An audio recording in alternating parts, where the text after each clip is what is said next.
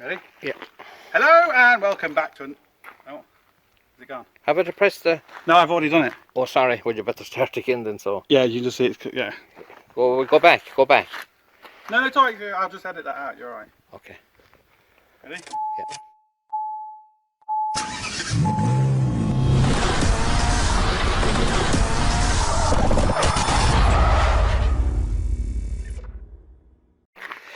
Right.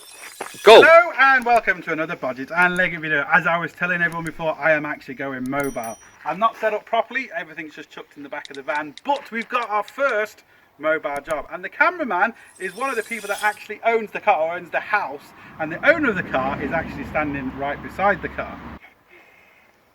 So yes, my first mobile job, and we're roping everyone in for filming for me. So we've got a 2010 Nissan Qashqai which we're going to do a service on. Sorted. Now, that's it. Just press. Sorted.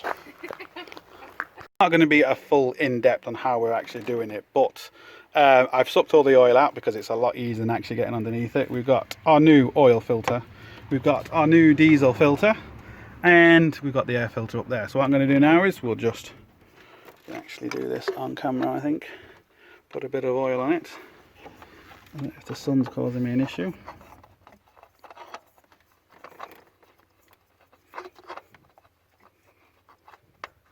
There we go. So what I'm going to do, once we've got a few more bits on, we'll need to turn the dash because it's got the service light on, so we can do that with a computer to reset all the service light, and that'll be our first job, mobile job, done. Boom. Nissan, for some good reason, gives you nice and easy to actually get the air filter out. No tools needed. There's the new one.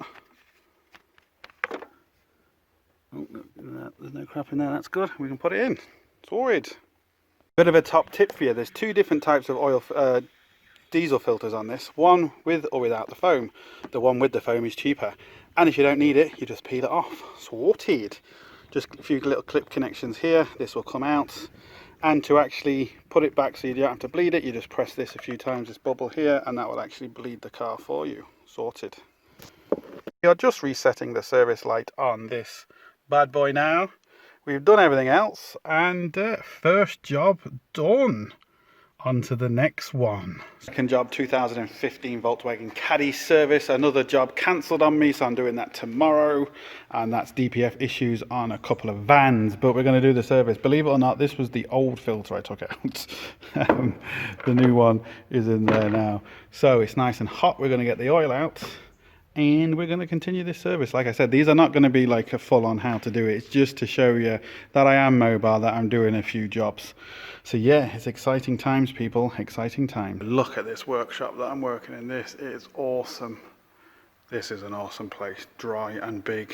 Oh, I wish I had something like this.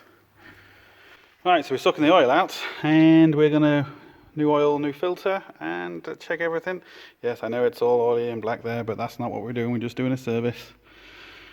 So this old mobile stuff is quite fun at the minute. It's between the old and the new.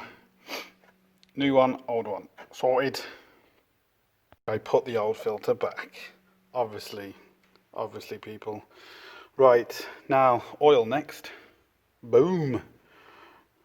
Right, so I'm just resetting the service light now, doing it on the old computer.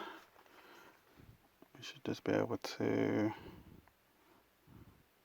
I don't know which one it is actually. Ooh, just let me check.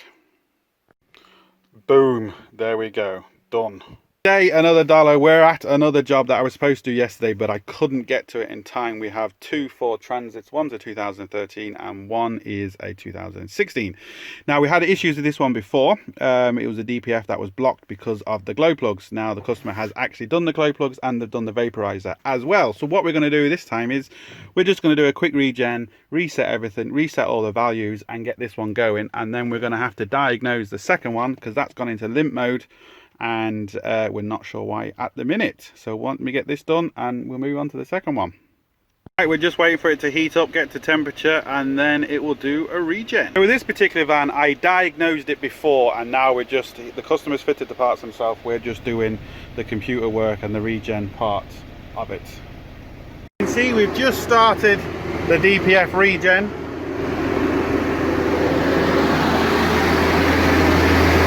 We will see if there's a lot coming out of it. This could take up to an hour.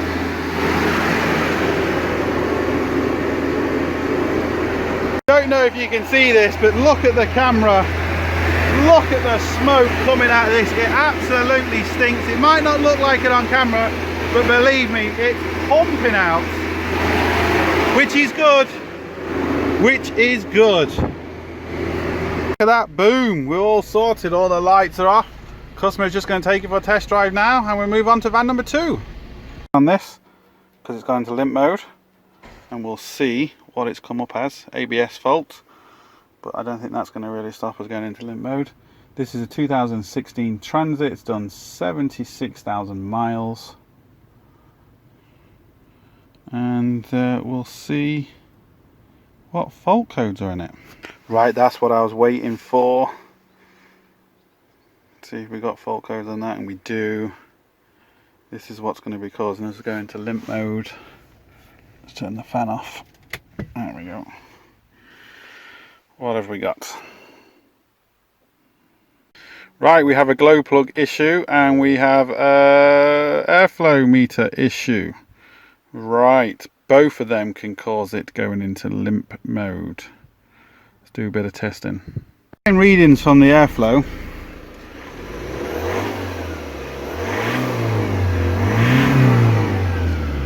So, do we have any freeze frame data? Go back into the code. Let me get a bit more information. Right, not really any good information here.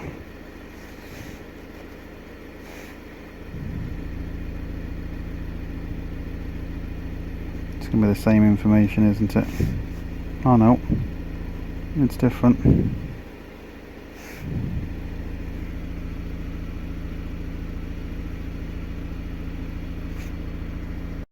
Right, I've cleared the fault, and straight away I've done a key on engine off test, and straight away it's come back glow plug. So we've got a glow plug issue. I say work smarter, not harder. Now, as you can see, there's a lot of green crusties on here, and I pull this out, and again, kind of a lot of green crusties on it. We've taken the sensor out of the other van that we did today, and look at the difference.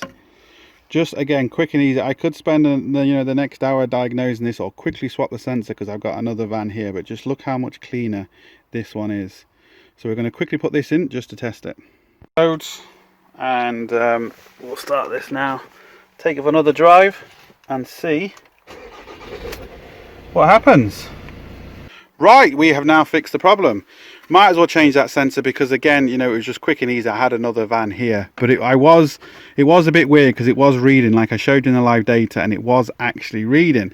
But the customer took it down the road for another drive, and we kind of both heard at the same time a hissing noise. So there's an intake leak somewhere, and of course that would affect this 100%. So if you go on, well, I'll show you now in a second. Once we go underneath the van, you'll see that pipe there. We have a huge intake leak. Right, I'm underneath the van, and as you can see, it's in a really stupid place, but there we go. Look at that huge intake leak right on the bend, and that's the whistling. So I'm just going to quickly get him to start the van for me and rev it up and see if we can actually hear it, what it sounds like from under here. And that's our issue.